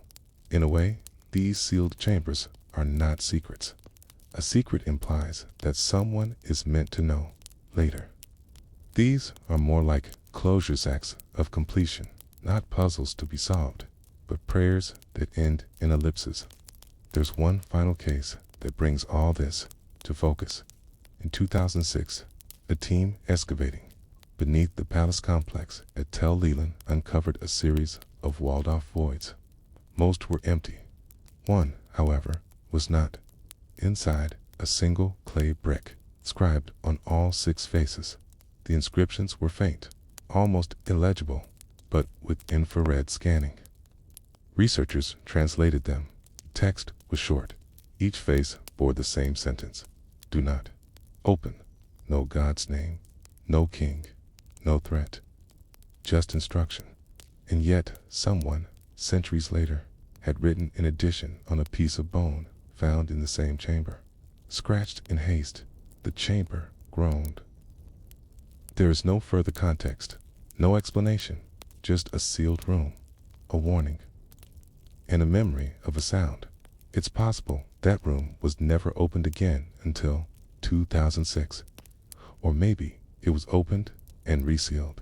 Maybe that sound, that groaning, was real, or imagined, or ritual. But something about it lingers, because these rooms, these sealed, silent voids, aren't just archaeological oddities. They're reminders that not everything is meant to be revealed, that some spaces must remain untouched, not because of what they hold, but because of what they refuse to hold. They are rooms without stories, rooms without names, and in that absence, they become sacred. Sacred. The chamber groaned. That's what was written. Just that. Scratched on a bone fragment found beside a clay brick, sealed in a room no wider than a child's arms. And even if it was only a line of fiction, or fear, or folklore etched centuries after the original builders had vanished, it still unsettles. Because no matter how rational we wish to be when we look at these rooms, there was always a lingering question. What were they listening for? Or maybe the better question is, what were they trying to keep quiet? There are more of these sealed rooms than most realize. They're not all dramatic. Most are small, barely large enough for a person to crouch in, and many don't even contain human remains. Sometimes they're no more than compacted clay cavities, understepped platforms, or at the base of sacred wells. Yet they're always deliberately constructed. They're not accidents of erosion or structural voids from collapsed subfloors. They are built and sealed, and for thousands of years they remained undisturbed. Not because no one found them, but because even the ancients chose not to reopen them. This, in itself, is unusual. Mesopotamian cities were constantly being rebuilt. Temples fell and rose again. Foundations were redressed, platforms repaved, statues reanointed. But these rooms, these narrow, sealed-off hollows beneath the holiest parts of the sacred precinct, they were left alone in a world where almost every brick was repurposed and every corner of earth touched again by tools and sandals and ceremony. This is meaningful. Let's turn to Ishnina, an often overlooked city northeast of the Tigris, near the Djala River. There, in 1934, excavators working beneath the temple of Tishbak, a lesser-known storm god, uncovered a trapezoidal platform. Beneath it, what at first seemed to be a storage void, but once opened, it revealed a perfectly formed chamber, tiled with gypsum slabs, every surface smooth as bone. No inscriptions, no figurines, no debris, just emptiness, except at the very center of the floor was a faint spiral, carved into the stone. It wasn't decorative. It had no clear symbolic meaning in the context of Tishbak's iconography. And yet, there it was, just a spiral, barely visible, carefully placed, meaningful to someone. The room was resealed after documentation, not because of superstition, but because the team agreed it wasn't a chamber designed for the living, or even for the dead. It was a sealed gesture. These gestures repeat. In Akkad, one chamber held a polished hematite ball, resting in a cup of fired clay. That's all. A sphere the size of a peach, placed at the exact intersection of the rooms, diagonals, a perfect center point. Not for balance, but for meaning, because balance was meaning in Sippar. A chamber was found with 9 small clay cones buried upright in a square. The cones had no writing. Their placement resembled a game board. But what game, and for whom? A line from an old Sumerian hymn speaks of the place where the pieces are set and never moved. Could this have been what it meant? We often talk about ancient temples as interfaces, points where humans touched the divine. But perhaps the sealed chambers were the inverse, places where the divine touched nothing, and yet remained present, not as intervention, but as presence. To seal something is to define it as sacred, not because of what it holds, but because of what it prevents. In this way, these rooms functioned as absences carved into the material world, not haunted, not cursed, simply off limits, intentionally excluded from the cycles of daily life, worship. There's another term that appears in later Akkadian texts, Iko Nepe, the field of silence. It often refers to wasteland or places set apart for contemplation or ritual exclusion. It's described as a place not to be seen, not to be measured, not to be measured, not to be entered. The gods passed over it and left it behind. The sealed chamber may be a miniature version of that field, a room whose purpose is to remain untouched, unnamed, unshared. The purest form of sacredness, inaccessibility. We might find this strange dot in modern traditions. Sacred spaces are often communal. We visit temples, we kneel in churches, light candles in shrines. But in ancient Mesopotamia, separation was often the point. Sacredness could reside in things never used, never seen, and never spoken of again. It's tempting to view these sealed rooms as relics of fear, remnants of a culture afraid of what lay beneath. But the texts suggest something gentler. In a record from a temple scribe writes, "We sealed the breath of the god in a quiet house. It was not exile, it was rest.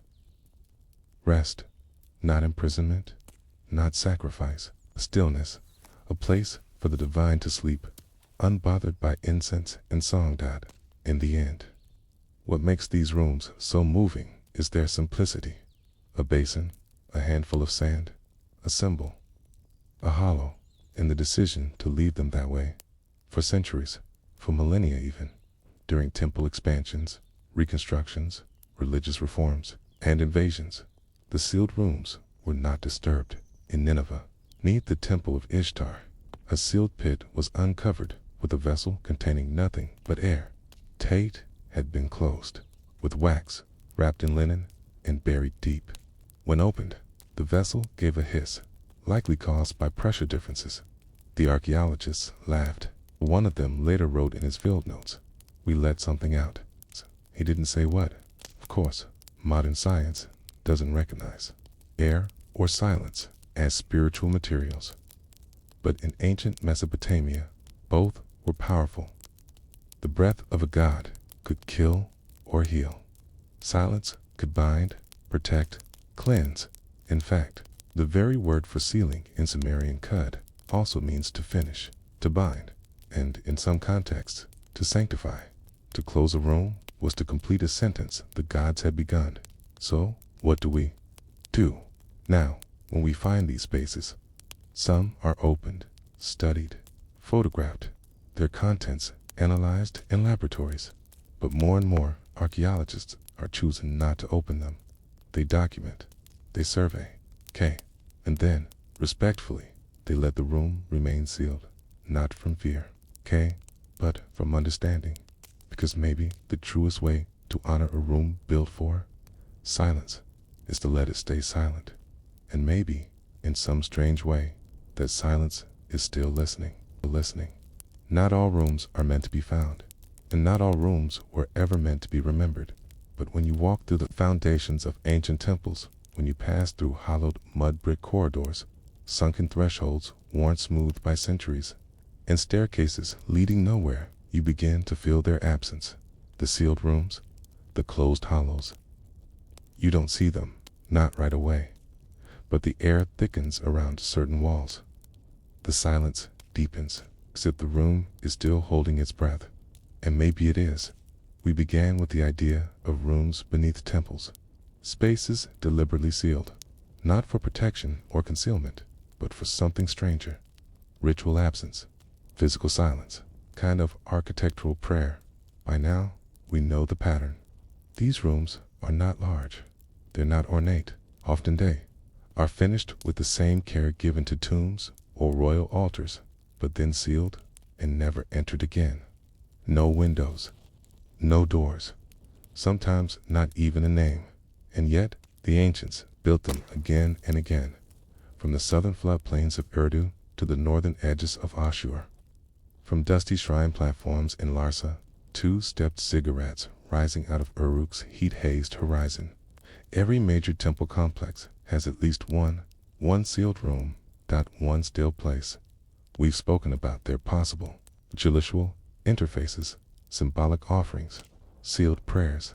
But there is one more idea, one that appears quietly across scattered texts, almost whispered in tone that some of these rooms were never empty, not in the way we think, not with people or bodies or offerings, but with intention. In the language of later Babylonian priesthoods, there is a rare term, iku negeti, which translates awkwardly to chamber of binding breath. It's mentioned only 3 times in surviving texts, all in connection with the founding of temples or the renewal of ancient sanctuaries. The lines go like this: let the house be spoken, let the silence be shaped, let breath be placed in the wall. It sounds metaphorical, but we must remember Mesopotamian thought did not draw firm lines between metaphor and matter. To speak a thing was to make it. To shape silence with ritual was to embed meaning into the brickwork. And breath nap, you was not just the act of inhaling, it was life itself, presence, memory. There are legends, poorly preserved in fragmentary cuneiform, of priests who would whisper into a vessel, seal it with wax, and bury it beneath the altar, not as a message, but as an offering. Not words, but breath itself. One such tale survives from the ruins of Nippur. It tells of a singer of dust whose voice closed the God's gate. Before the temple could be built, the singer descended into the hollow, knelt before a wall, spoke one word never recorded then allowed the chamber to be sealed around him. It's not a burial, it's not a sacrifice, a closing. The room was the lock, his breath, the key, and no one was to open it again. Of course, it's hard to tell how much of this was literal. Were people really sealed alive inside these rooms, or were such rituals symbolic, transferred later into substitute figurines, whispered incantations, or surrogate objects? We know the transition happened, by the mid-1st millennium BCE. The sealed rooms no longer contained people or breath, but carefully arranged items, pegs, cones, tiny bricks stamped with the temple's name. The breath had become metaphor, the presence symbolic, but the rooms were still sealed, and always with care. There is a chamber beneath the temple of Sion at Harana, moon god worshipped across centuries, even into the Assyrian period. The room was found during a modern construction project when workers accidentally collapsed part of the temple's subfloor. What emerged was a space no more than 5 feet across, lined with smooth basalt panels. In the center, a polished black bowl, empty dot. But beside it, buried halfway in the floor, was a single stylus. No tablets, no writing, just a tool, as if someone had arrived to write something, and then stopped.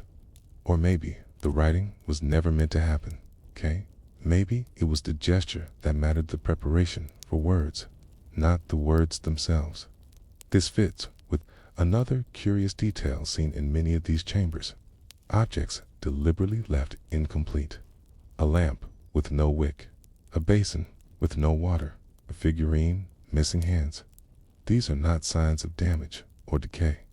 They are intentional, and they appear again and again across centuries and cities. Incomplete objects, rooms prepared but never used, offerings not of substance but of potential.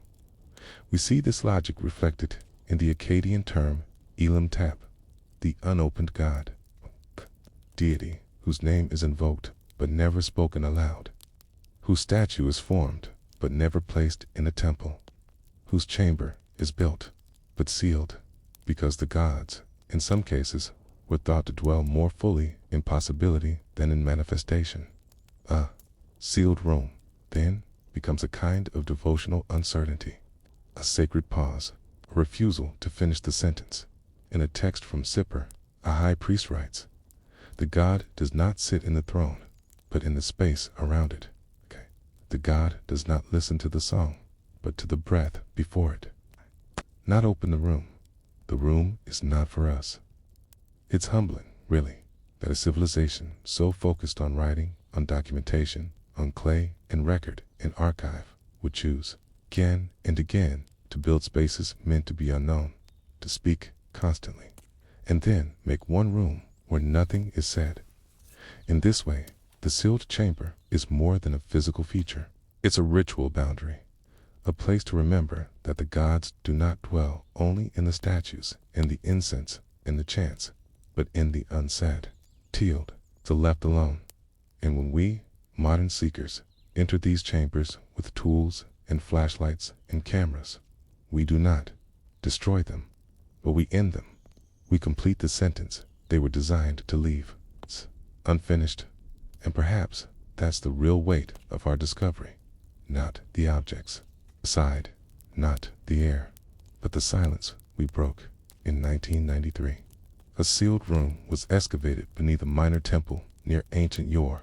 Inside was a wall niche with a bowl of bitumen, a feather, and a small carved stone in the shape of an ear. There was no inscription, but scratched into the wall, just faintly, was a question. Who will listen when the gods no longer do? It's not a question for them. It's for us, because now we are the listeners. We have opened the sealed spaces. We have entered the rooms never meant to echo, and all that's left is to be quiet, quiet. It begins, curiously, not with the discovery, but with a list. Not a list of names, not kings, not gods, just things found in fragments across temple archives in your Nippur and Larsa. These lists are dry at first glance. They don't dazzle. They don't inspire. But once pieced together, they whispered something strange. They are inventories, written records of what was placed in the foundations of temples, palaces, and ziggurats. Not just what was visible to worshippers, but what was sealed beneath. What lay down there, below the platform, below the stairs, below even the foundation pegs and clay, cones and dedicatory offerings. And what they record is not what anyone expected.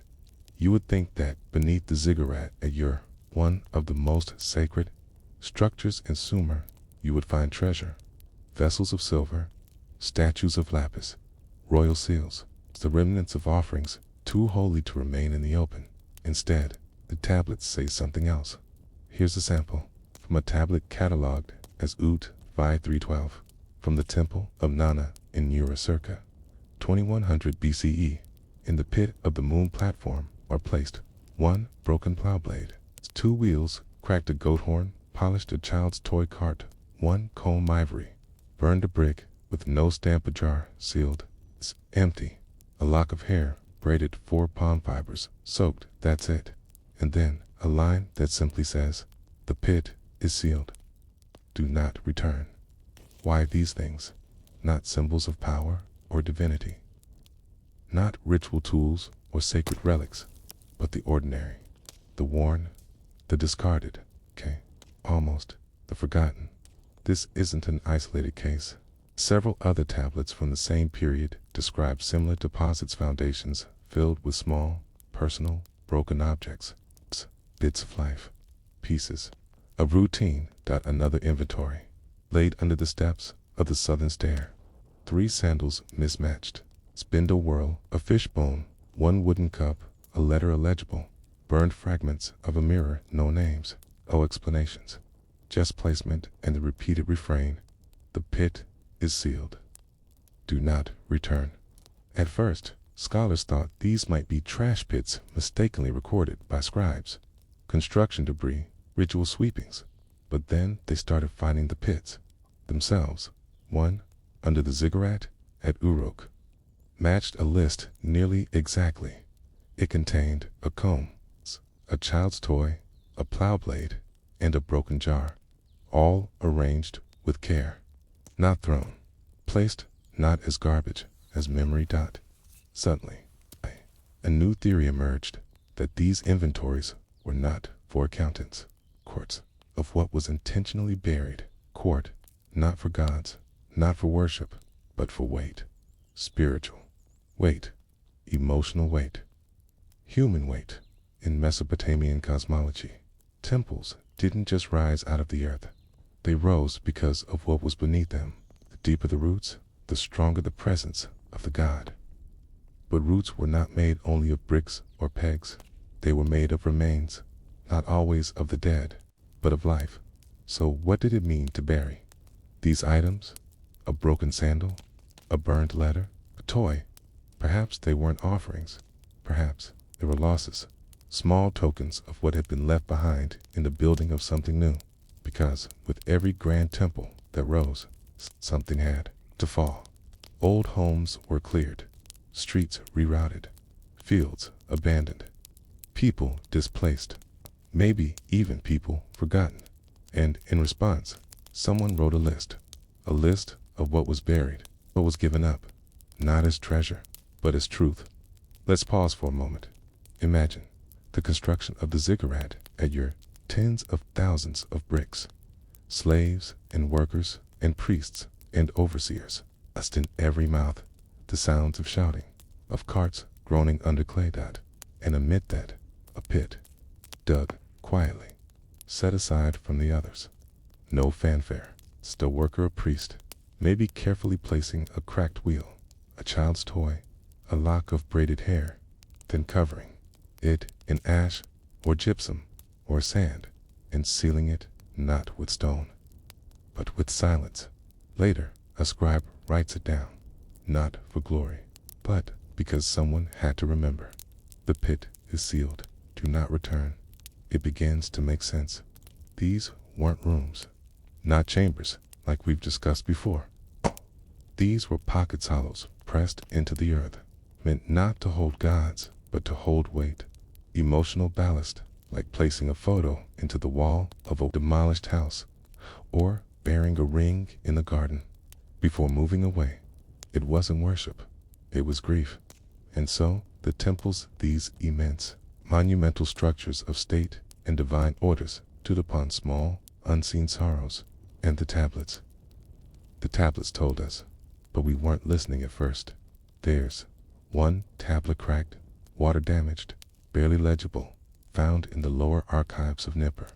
It is catalogued only as unnumbered, fragment E. No one knows its exact context, but the surviving lines read, "Beneath the stone, place the pot. Let it be cracked. Let the water have fled. It is the cup of the one who did not return.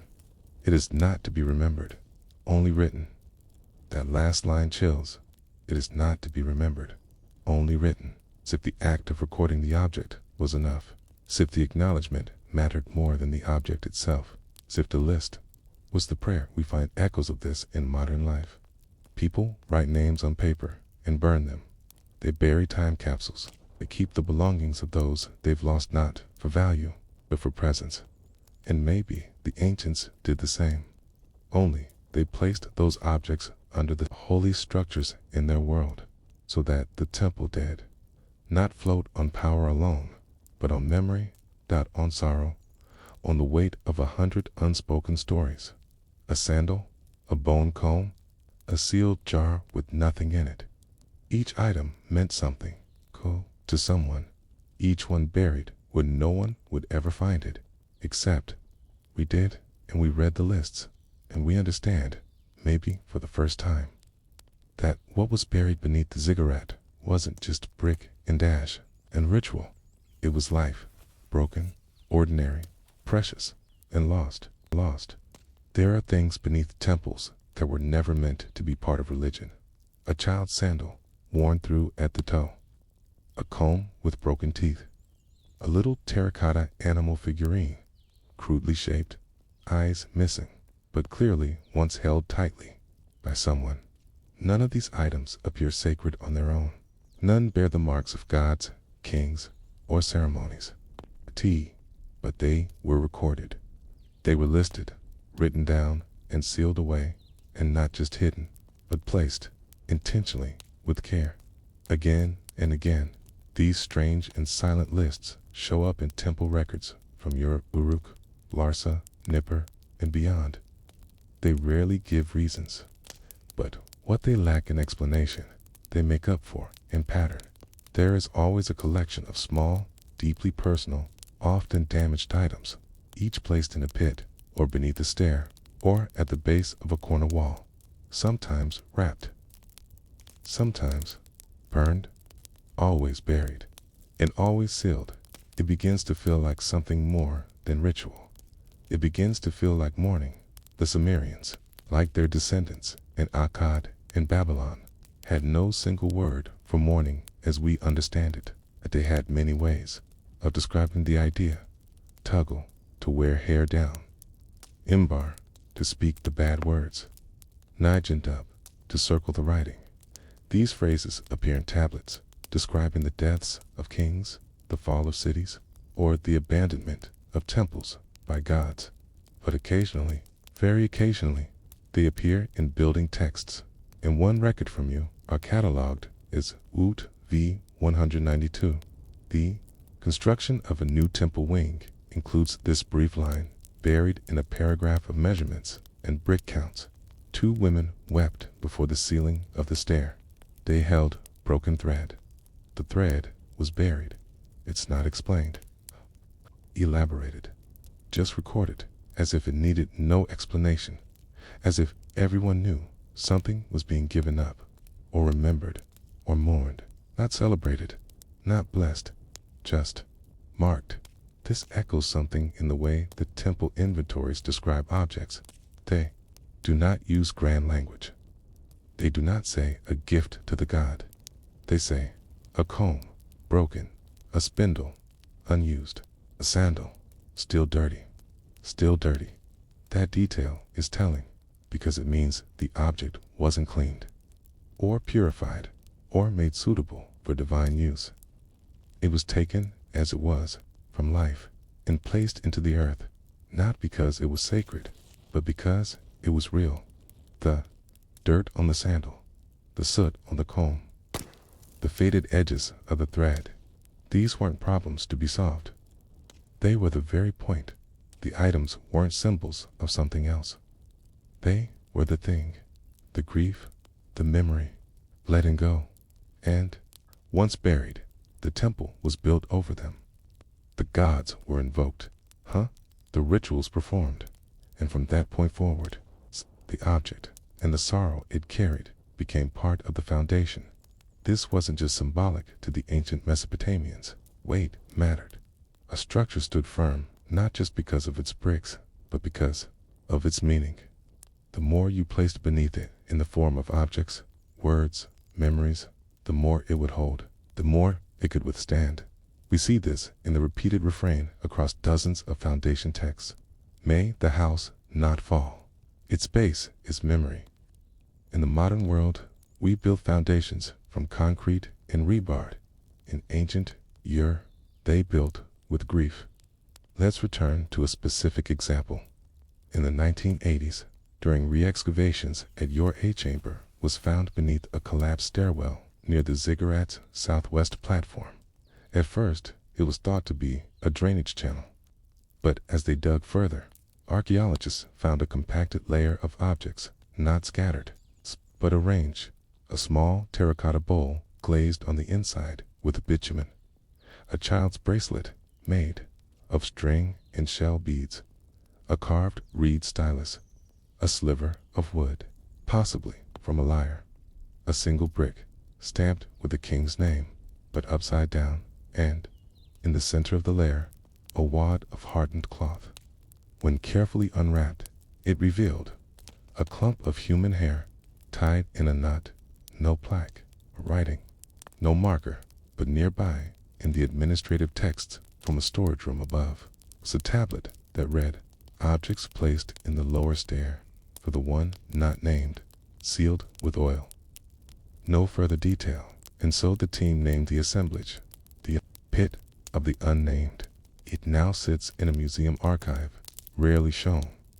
Too fragile, too ambiguous, and yet, of all the finds from Ur, this one lingers because of its silence, because of its weight, because it feels so human, not glorious, not mythic, just deeply, intimately human, like something left behind, in grief, with no hope of being found, in every hope of being remembered. We often think of temples as places of grandeur, of kings and gods, of rituals and splendor, but beneath them sometimes, literally beneath every step are These little hidden pits of sadness, tiny tombs, not of people, but of moments, of children lost, of lovers departed, of homes abandoned, of promises broken, of life continuing. And every time a new temple rose, someone dug one of these pits. Someone chose the object. Someone wrote the list. And someone, perhaps, wept while placing it. What kind of civilization builds its most sacred places atop grief?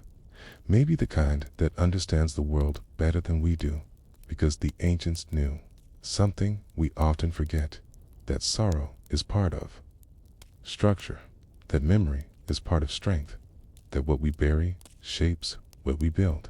And so they wrote it down, quietly, on tablets not meant for ceremony, not meant for kings, not even meant to be seen, just lists, dry, ordinary, precious, a spindle, broken, a toy, burned, comb, missing 3 teeth, and always do not return.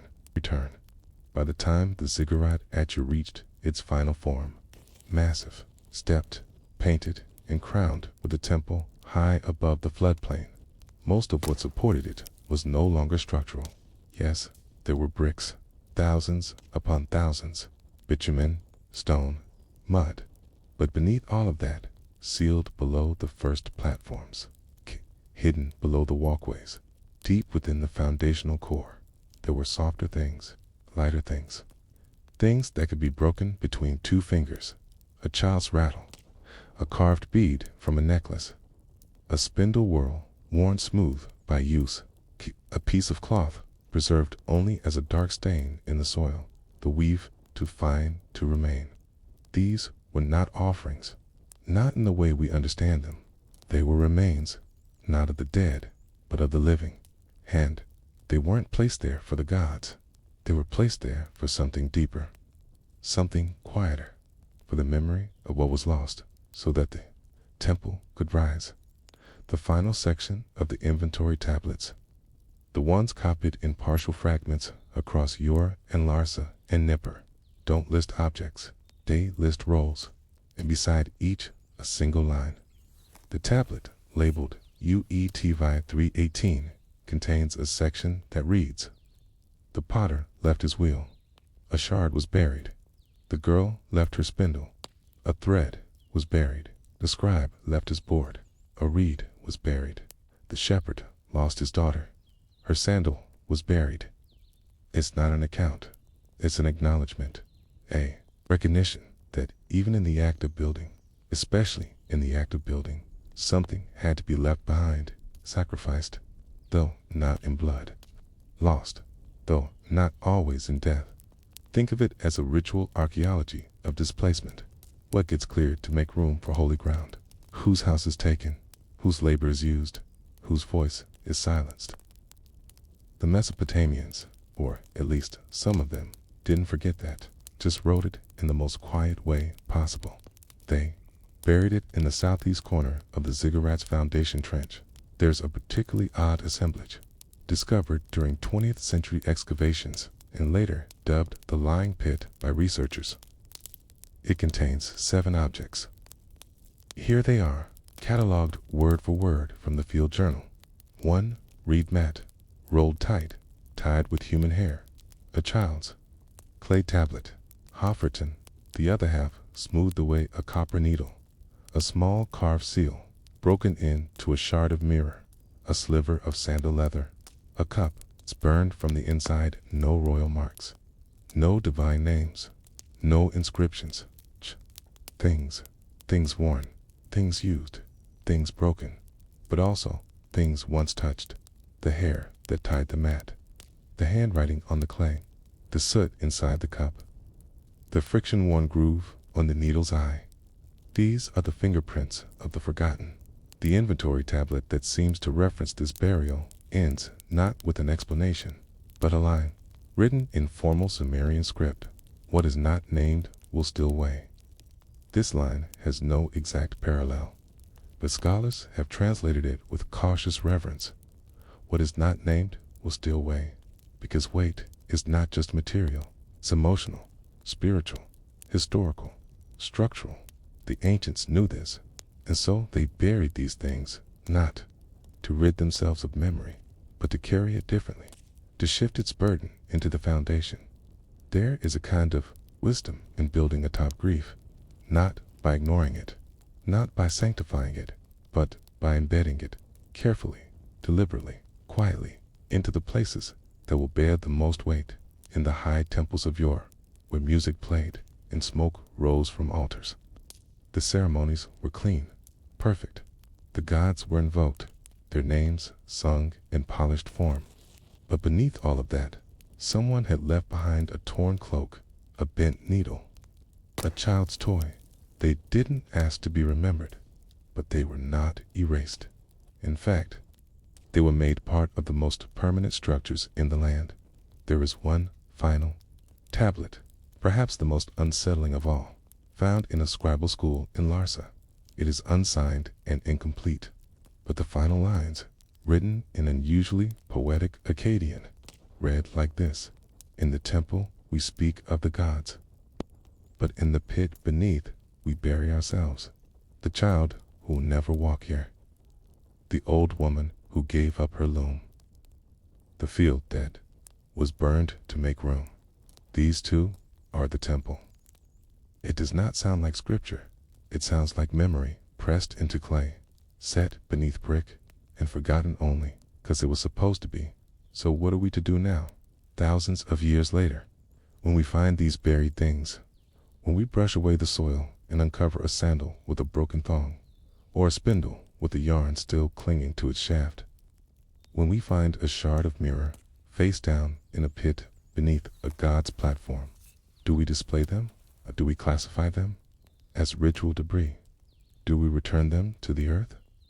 Or do we do something simpler? Do we listen to the comb, to the toy, to the thread, not for what they meant to the gods, but for what they meant to the people who laid them down, who closed the pit, who wrote no names, who said only, "Do not return," not out of fear, but out of finality, because some griefs don't want to be solved. They want to be held, and perhaps that's what temples were all along. Not places to escape life, but places to bear it, brick by brick, sorrow by sorrow, toy by toy, until the silence below became strong enough to hold everything above, until memory, however faint, became part of the weight. The gods walked above, but the people remained below, in sandals, in thread, in broken mirrors, in the weight no one saw. In the inventory of the forgotten asterisk. Good night. Dot